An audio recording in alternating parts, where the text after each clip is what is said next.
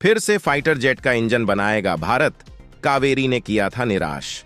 केवल 5 देश ही कर पाते हैं ये काम। फाइटर जेट का इंजन बनाना बहुत मुश्किल काम है। इसके लिए मैकेनिकल, मेटलर्जिकल और इलेक्ट्रिकल जैसी इंजीनियरिंग क्षेत्र में विशेषज्ञता की जरूरत होती है। भारत ने साल 1989 में कावेरी नाम का जेट इंजन विकसित करने की कोशिश की थी, लेकिन वह सफल नहीं रहा। 1990 के दशक में जब भारत आर्थिक सुधारों की दिशा में आगे बढ़ रहा था, परमाणु परीक्षण कर रहा था और वैश्विक स्तर पर अपनी स्थिति मजबूत कर रहा था, उसी समय देश के रक्षा प्रतिष्ठान ने एक स्वदेशी सैन्य जेट इंजन बनाने की दिशा में काम करना शुरू किया। इस इंजन का नाम कावेरी रखा गया, जो दक्षिण भारत की एक प्रसिद्ध नदी के नाम पर आधारित है। अगर आप भी एक सच्चे देशभक्त हैं तो वीडियो को लाइक और चैनल को सब्सक्राइब कर दें। भारत में स्वदेशीकरण एक बड़ा सपना है। प्रधानमंत्री नरेंद्र मोदी की सरकार और पूर्ववर्ती सरकारें इस सिद्धांत का पालन करती रही हैं कि देश में ही अत्याधुनिक तकनीकों का विकास किया जाए। सैन्य जेट इंजन बनाना इस दिशा में एक महत्वपूर्ण कदम है, क्योंकि यह एक बेहद जटिल प्रक्रिया है जिसे बनाने के लिए दशकों के अनुभव की आवश्यकता होती है।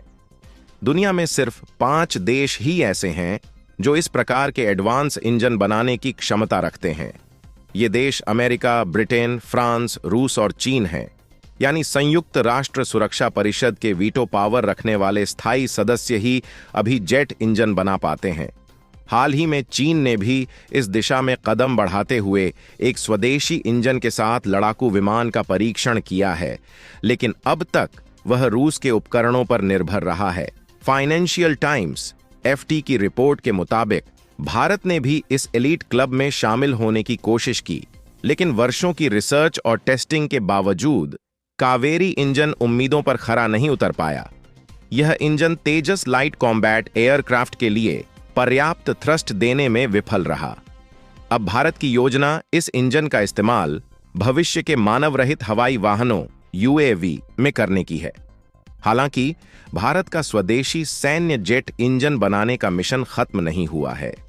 कावेरी इंजन से प्राप्त अनुभव और गलतियों से सीखे गए सबक अब नई संभावनाओं का मार्ग प्रशस्त कर रहे हैं।